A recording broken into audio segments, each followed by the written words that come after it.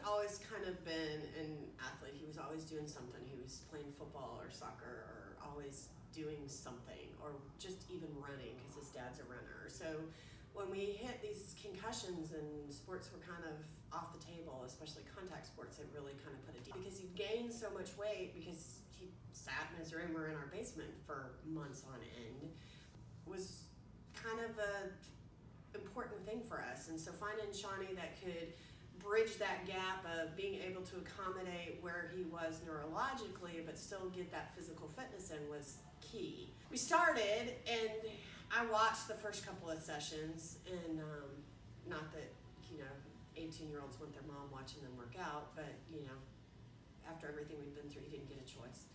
So it was kind of hard as a mom because I'm watching, and he had a couple of times where he was starting to go into episodes, and Shawnee kind of slowed things down and let him recover and kind of walked him through kind of a recovery of, okay, here's what's going on, let's take some deep breaths, let's do this, and kind of not just even the exercise portion of it, but coping skills on how to deal with our brain's not doing what we want it to do. How do we get it back on track?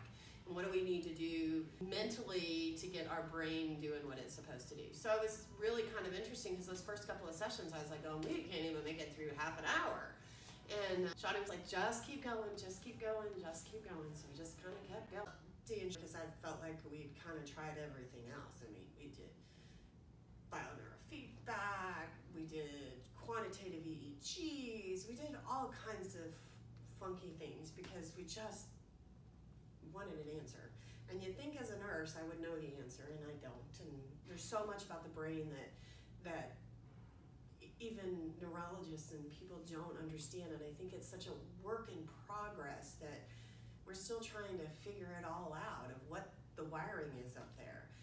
But I think one of the things that Neurostate of Mind did was bridge that gap between understanding that your brain is a part of you, but it doesn't necessarily define you, and that your personality is still an overriding thing. So if you have that motivation and that perseverance, you can get your brain back on track. We just have to retrain it, just like you do a muscle, like you do, when you first start working out, you can only lift 10 pounds, and then, the further along you get, the more you can lift. And I think that one of the things we really learned in this whole process was that your brain is very much another muscle, and you have to start at the bottom and work your way up and realize that it doesn't define you as a person, but it's just a part, but you can train it to get better at what it needs to do to make life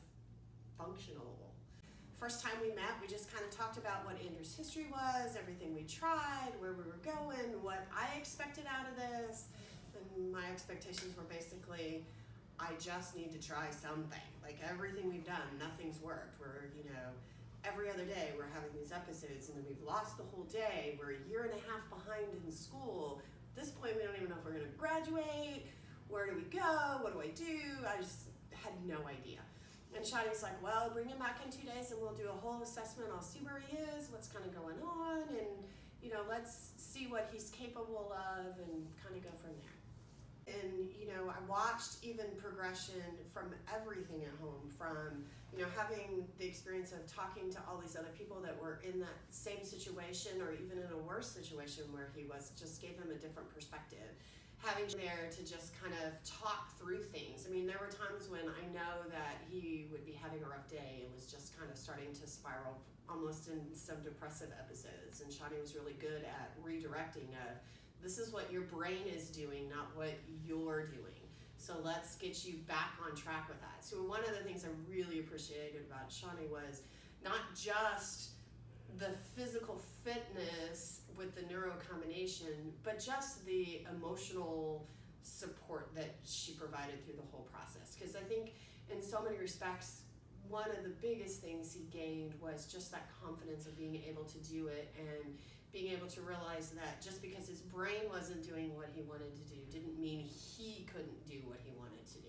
And it gave him the chance to get out and actually socialize with people again, because it had been so long since he'd actually interacted with somebody that wasn't me or his family. And And so having that ability to get out and do all of that just made a huge difference. So I watched. I know there were times when he's like, I don't see the point of this, and I'm trying to figure out whether or not I want to go that far tonight. And I was like, but just think, you were here and now you're here. And like, I think sometimes he would be tired, and it was just like, okay, but let's go. And he'd go, and he'd come back, and he'd be like, I'm so glad I went. I really needed to go. And so it was really just interesting to watch that whole journey through the process, because we start from, episodes every day, every other day, to, now we count in months rather than days. I mean, I think we had one, I think he said at camp a couple of weeks ago, but that had been the first one in several months. So it's been an interesting journey. The other thing that happened is that as we're going through all of this, you see so much, not just physically happening, but mentally happening. So we managed to give him that motivation from a school perspective. So, when we first started seeing Shawnee, we were going, we don't even know whether or not we're going to graduate. And 18 months later, we're going to college, have a partial scholarship because we scored so well on our ACT. He's a little rough on himself because he still thinks of life pre-concussion sometimes, and that's the only thing we still struggle with. But I also think that's being 19, of trying to realize that our expectations have to change slightly. And but he's got a partial scholarship because of how he did on the ACT. So so I'm super excited, and we'll keep plugging along.